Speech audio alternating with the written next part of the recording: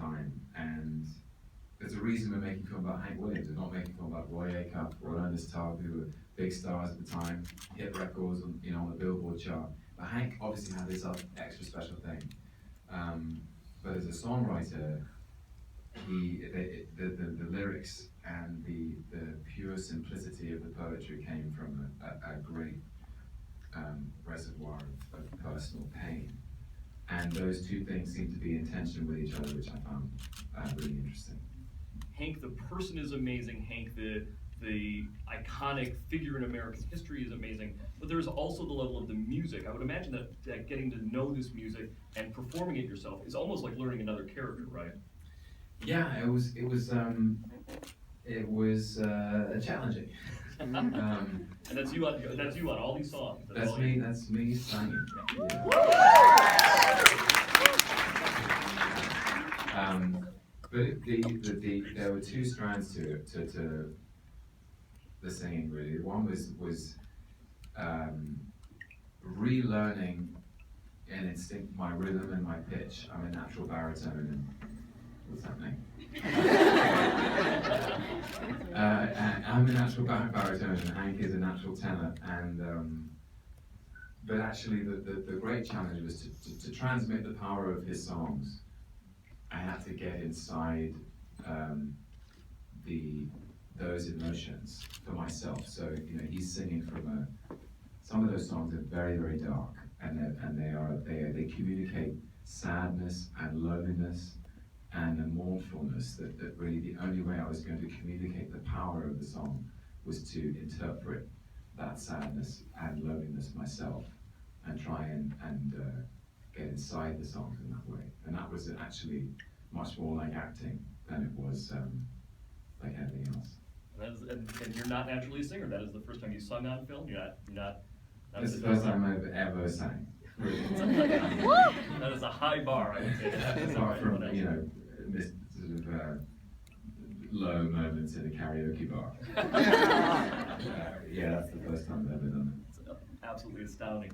Wrenn, let's talk about Bobbichette, because I feel like she's a formidable force. That scene on the dock, I feel it's so adult, it's so mature, there's so much going on. When Hank says, "You don't want to marry me," and she says, "I will," there's a strength to her. She's willing to do something in regards to their relationship, right? Well, I think at that time women didn't have many choices, and she was a single mother already. I mean, that's kind of what the joke is at the beginning of the scene, is that Hank tends to fall into things with women that already have children. So I think she's really kind of putting herself out there and hoping, I think, for something that's maybe more than just marriage. But I think she also she really sees him, and I think she knows kind of who he is. She's not asking him to be something that he's not. So I think she kind of knows what she's getting into. But I think in that scene, what's so heartbreaking is that she needs the support and the structure in order to have this baby, and Hank I don't think he doesn't want to be in a loveless marriage. He's already done that, and I don't think that means that Audrey and Hank weren't in love. I think that by the time they, things were ending, things were very hard. But yeah, I think she really is. She's a force to be reckoned with, and I think part of that is because she's willing to be honest. And I think oftentimes in those situations, most people aren't, you hide. And I think the thing that's so beautiful about that scene is I think they're both being very honest. Well, the scene with Wrenn on the dock is one of my favorite scenes in the film. It's one of my favorite scenes to shoot, and I love it because Mark Abraham, our director, he had such compassion for both characters in that moment. That there really is nowhere else to go but to tell the truth to each other. They're neither of them are in an easy place, and they're sat there at the end of that dock in an unforeseen situation, and so what I love about his writing in that moment is that they find humor in it, even in a sad place. They find a way to connect and tell the truth to each other, and I think it's a hugely generous thing he did to play it in one shot. It doesn't cut away to close-ups. It exists in a two-shot, and it was just such a pleasure playing it with Wrenn. She's so She's such an amazing scene partner, and we were right there together, and I watched that back, and it brings back a very happy memory for me. Amazing scene. We're gonna take a couple of questions in just one moment, but I just wanna bring up and ask you this point about Hank. People forget that Hank Williams was the first musical star to die of his own hand, essentially, die of his vices. He essentially alcoholism killed him. Prior to that, Benny Goodman had died and George Gershwin, but it wasn't essentially by their own vices, and that was part of his iconic status and part of his tragic story, right? Yeah, it's interesting because I think Hank Williams is now frozen in time in this moment, and we have no image of him as an older man, and we have no knowledge of what his music would have been like in his seniority. And it's so interesting how he casts such a long shadow, because there's something so honest about the moment that he caught, so youthful and so energetic, that never matured, and I find it very tragic, because there's a conversation to be had about, is it necessary to create great art, to live at a particular pitch of intensity which destroys you? And there are so many musicians who burn twice as bright and not for long.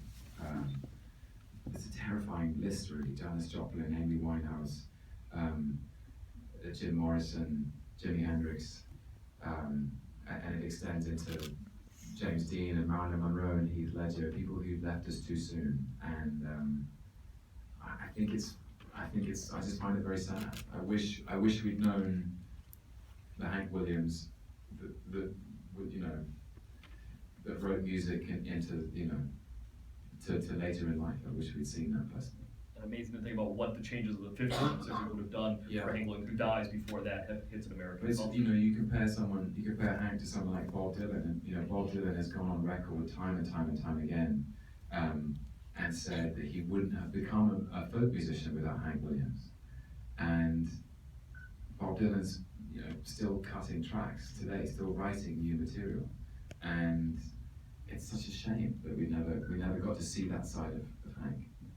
I'll take some questions now. Anybody? Hi, Tom.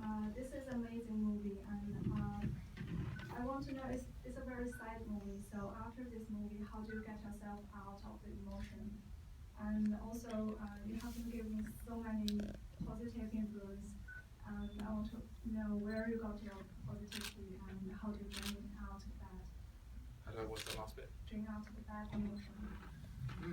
Yeah, great question. Well, I finished this film just before Christmas in 2014.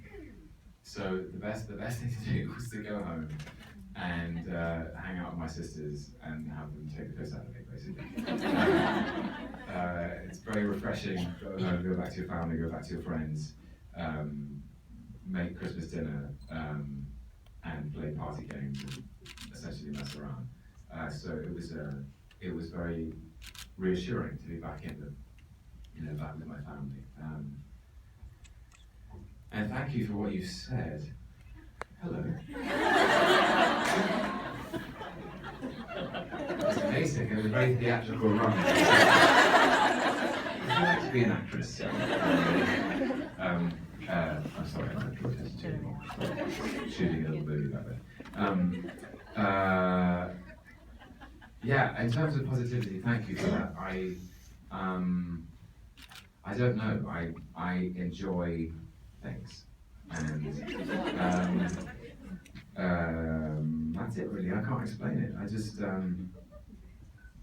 I think possibly there was a time, maybe about 10 years ago, where I just realized that this isn't a dress rehearsal, and you've got to enjoy things while they last.